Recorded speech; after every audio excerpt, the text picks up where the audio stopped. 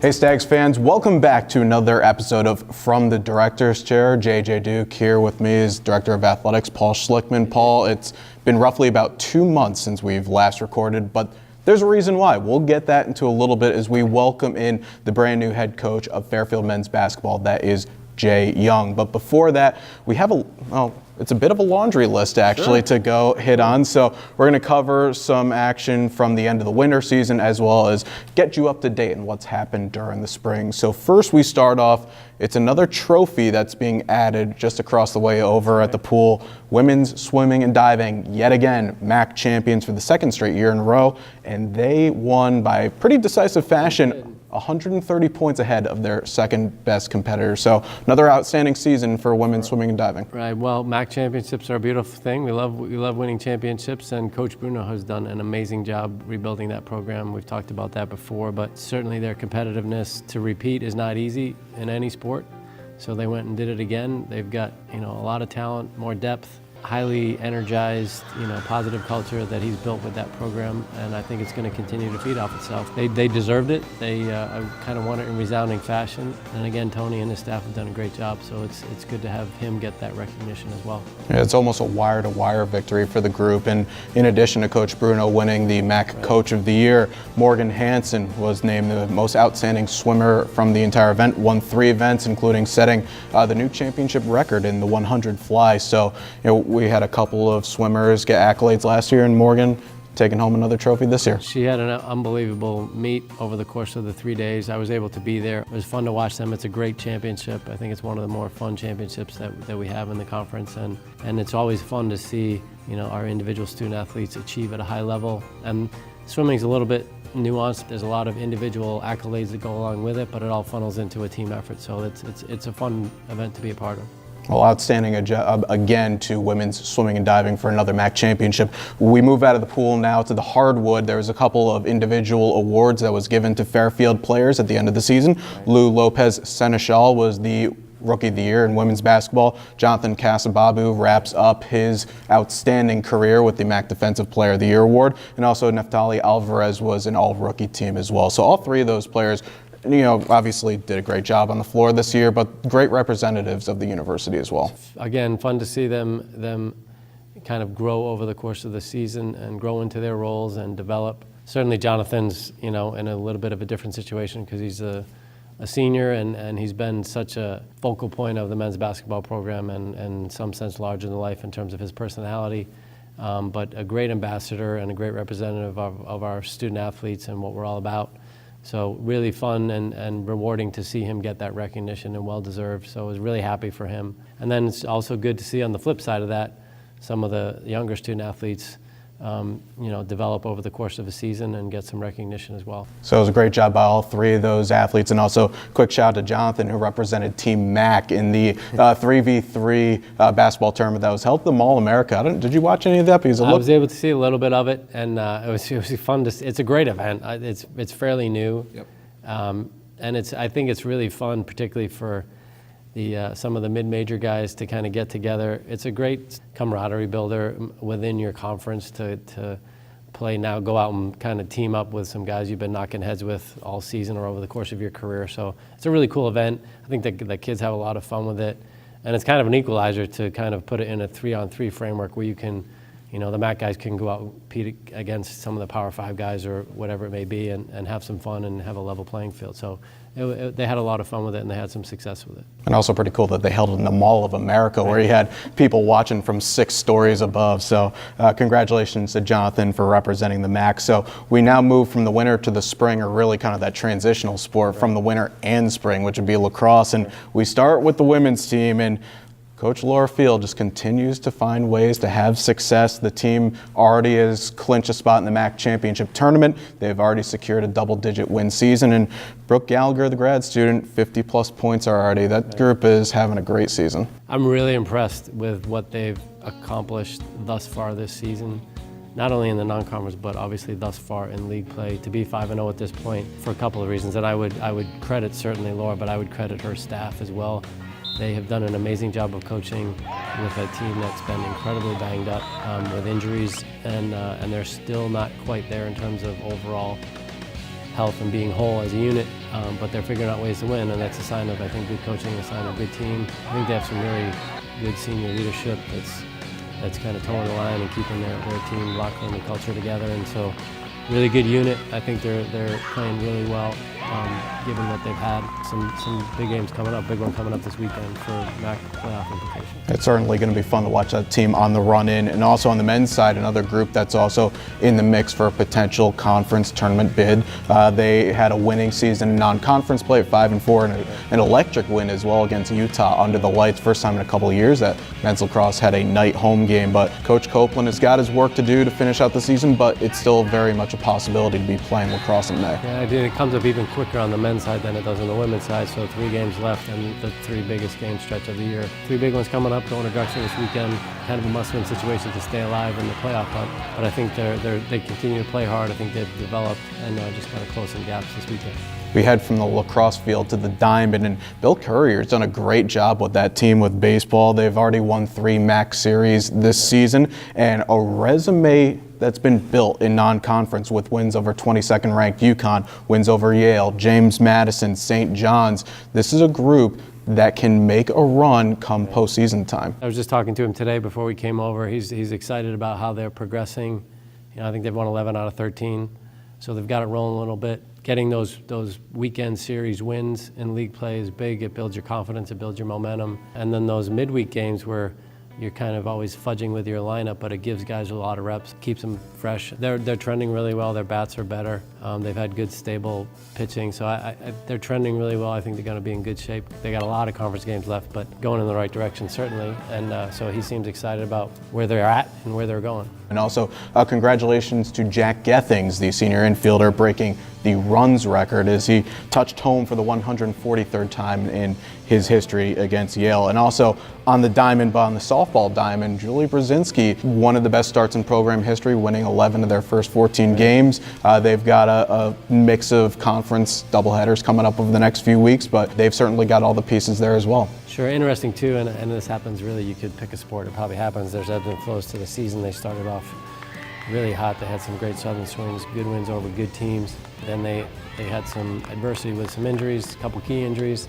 I think they're climbing out of that and kind of stabilizing their lineup. But I think they'll be right in the thick of things come the end of MAC play. So it's definitely going to be one to keep in tune to. Make sure to stay with us on FairfieldStags.com, as in addition to those teams, golf, tennis, and rowing all going to be heading to their respective championships in the next few weeks. Speaking of golf, the Fairfield Athletics golf outing is going to be held on Monday, May the 6th over at Brooklawn Country Club, and I've been informed that if you want to golf in the event, you're a little late. All the spots are sold out, but sponsorships are still available, and this is one of the key events that Fairfield Athletics has because it benefits a lot of programs. We're excited about it. It's great. It's a great sign of obviously where the event's headed and what it means to us that it's sold out at this point. We love our relationship with Brooklawn, which we've talked about. Beautiful place, great course. They treat us really well. It's a great partnership. So we're very excited about that. And you're right, it is an incredibly important event for us to generate some funds that really help all of the department and gives us some flexibility to do some things that impact all our student athletes. So very excited about that, looking forward to it. Hopefully we get some good weather. Yeah, I mean, that's a tough course, but when you have a nice sunny, shining day out there, it makes life a lot more fun. So with that being said, as we mentioned at the top of the show, we're going to welcome in and have a chat with Jay Young, the brand new head coach of men's basketball. But before that, let's take a look back at his meeting with the community yesterday afternoon. What I see in Jay is someone who has pursued his dream with impeccable character, a relentless commitment to excellence, a love for and loyalty to his players, and an unwavering belief that at some point his number would be called. Without any further ado, let's please give a resounding Stags welcome to the 13th head coach in the history of Fairfield men's basketball, Jay Young. It was crazy. I think I've had either gone over that speech or written that speech a million times, thinking about this day, and to finally have it happen, it was indeed surreal. It's been a long time waiting to hear those words, and I always wondered what they would sound like, and it's actually it's a lot better than I imagined, so thank you for that. My message is there's going to be adversity in life. Things are not going to go your way all the time, but if you just kind of keep grinding, keep persevering, that eventually, someone's going to give you the call like I had. I'm so fired up to begin to work with you guys. I can't wait to bring out the best in you and you the best in me. I want every Fairfield alum, student, and fan to be proud of the product that takes the floor every night. We will represent Fairfield, this great, modern Jesuit university, with tremendous class and pride, knowing what a privilege it is to wear the red and white. It's about hard work. You know, dreams are free, that you got to put in the time and you got to work at it every day. I think I've tried to do that for the most part, and that's certainly a message that I'm going to give to my team. One of the many, many sayings that I have, and guys who I've coached are all sick of hearing them, and you will too. We don't get what we wish for, we only get what we work for. And that work starts now. I look forward to many new friendships and many, many, many, many, many celebrations. Go Stars.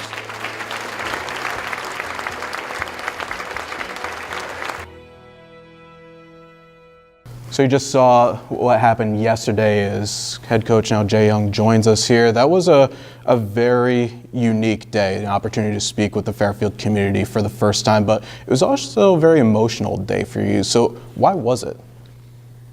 You know, you just, when you get up there and you see your family in the front row and you just see so many people, and you think about all the people who helped you on that journey, it just became an emotional moment. Probably caught me off guard a little bit, but it was a great moment for me, a great moment for my family, and a day that I certainly will always remember. And as a day as a whole, when you had an opportunity to chat not only with the team, but alums, supporters of the program, and also just students and staff around from the university, what was that whole experience like for you? It was awesome. I mean, everybody was so receptive, so welcoming to me. A lot of people wanted to talk about Fairfield basketball. I met some alums who were giving me perspectives from 30 years ago, and that was kind of neat. So everybody was just really just so welcoming to me, and that's what I came away from it. I'm excited to be here and how just nice people have been to me since I've gotten here.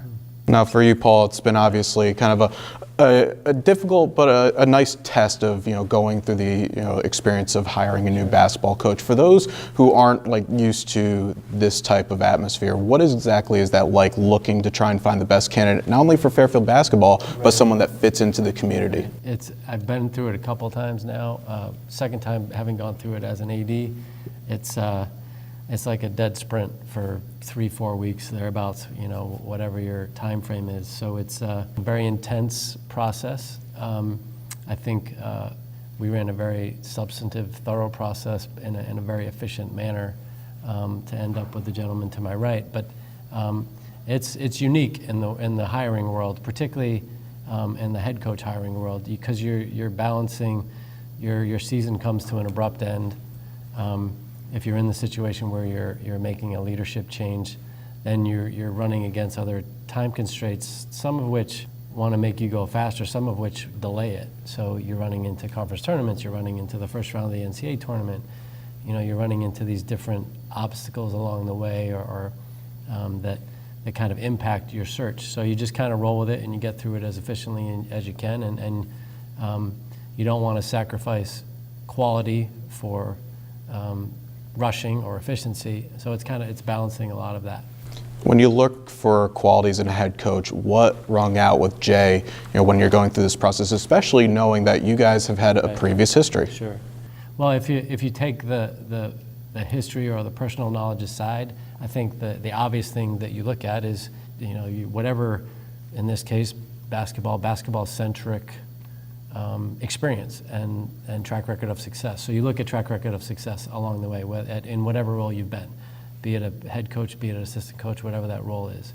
Have you been a part of programs that have been successful, and have you been a contributor to that success? I think you look at recruiting ties, and do they have recruiting ties and success in the areas that are going to directly impact your school and your program. Those are the obvious basketball-centric ones, along with recruiting players. You got to be able to develop them, and obviously, trying to glean as best you can their coaching acumen and whether or not they can, between the lines, can they develop players? Can they call a timeout? In a huddle, can they do those things that are going to help you be successful in those situations? So that's that piece of it. The intangibles can come into play with personal knowledge, character, integrity, doing the right things the right way, those types of things, work ethic, all those types of things that are invaluable and certainly critical to one's success and that ability to hire good staff. So a lot of different things that go into it.